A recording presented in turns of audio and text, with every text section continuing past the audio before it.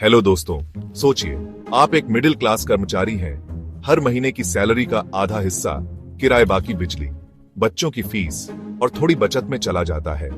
अब जरा सोचिए, किसी की सालाना सैलरी 80 करोड़ हो। हाँ, आपने सही सुना, 80 करोड़ रुपए। और ये सिर्फ इसलिए क्योंकि उसके कंपनी के शेयर थोड़े ऊपर गए।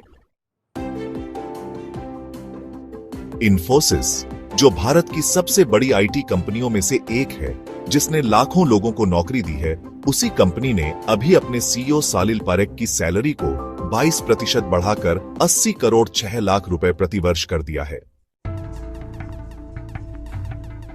अब आप कहेंगे, भाई इसमें नया क्या है? बड़े बड़े सीईओ की सैलरी तो बड़ी ही होती है। लेकिन दोस्तों, फर्क यह है कि इन्फोसिस के बाकी कर्मचारियों की सैलरी या तो रुकी हुई है या फिर बहुत मामूली बढ़ी है।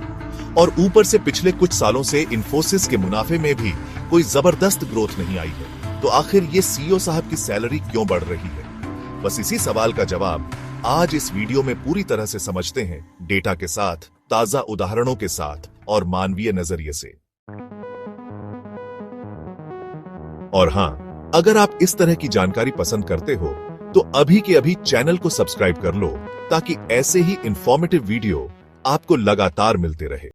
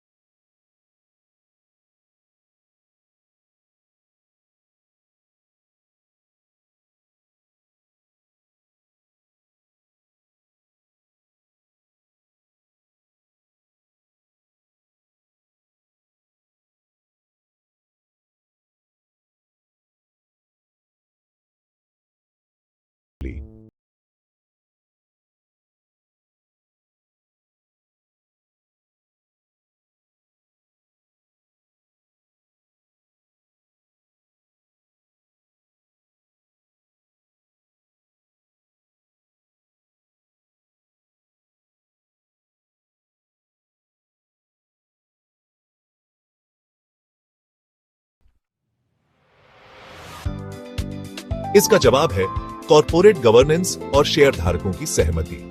दरअसल कंपनियों में सीईओ की सैलरी सिर्फ बोर्ड तय नहीं करता, बल्कि शेयर होल्डर्स यानी जिन लोगों ने कंपनी में पैसा लगाया है, उनकी मंजूरी भी चाहिए होती है। और भारत की बड़ी कंपनियों में अक्सर प्रमोटर ग्रुप या बड़े इन्वेस्टर्स की ही चलती है। अगर उन्हें सीईओ पसंद है और वो मुनाफे की उम्मीद कर रहे हैं, तो सीईओ की सैलरी बढ़ा दी जाती है। यहां पर सवाल यह नहीं है कि सलील पारेख को सैलरी मिलनी चाहिए या नहीं। सवाल यह है कि जब कंपनी की बाकी टीम की सैलरी लिमिटेड है और मार्केट स्लोडाउन में है, तब टॉप मैनेजमेंट को इतना बोनस देना क्या नैतिक रूप से सही है?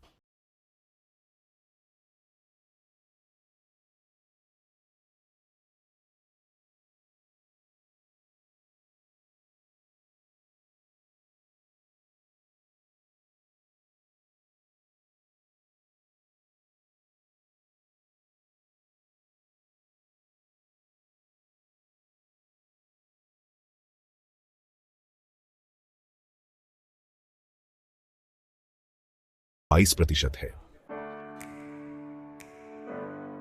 अब जरा आंकड़ों पर नजर डालते हैं। इन्फोसिस के करीब 3,20,000 कर्मचारियों में से 70% लोगों की सैलरी 5 लाख रुपए से कम है।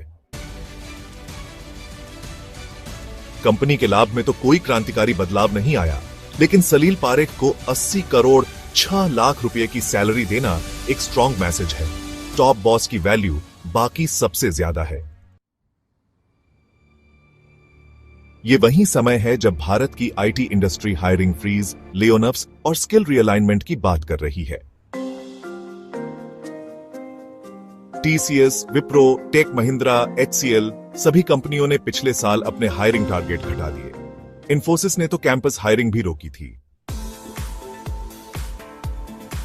लेकिन सीईओ की सैलरी में कटौती की कोई खबर नहीं है। तो सवाल उठता है, जब नीचे के लोग कम कमा रहे हैं, तब ऊपर के लोगों की कमाई कैसे बढ़ती जा रही है? यहां एक इंटरनेशनल उदाहरण भी देखना जरूरी है। एप्पल के सीईओ टिम कुक ने खुद अपनी सैलरी 40% तक वॉलंटरली कम कर दी थी। क्योंकि शेयर होल्डर्स को कंपनी के परफॉर्मेंस से उतनी खुशी नहीं थी। इलॉन मस्क की सैलरी कई सालों तक जीरो थी, क्योंकि उन्होंने कहा कि जब तक कंपनी मुनाफा नहीं कमाती वो कुछ नहीं लेंगे। लेकिन भारत में, खासकर इन्फोसिस जैसे संस्थानों में, क्या ये उदाहरण लागू होते हैं?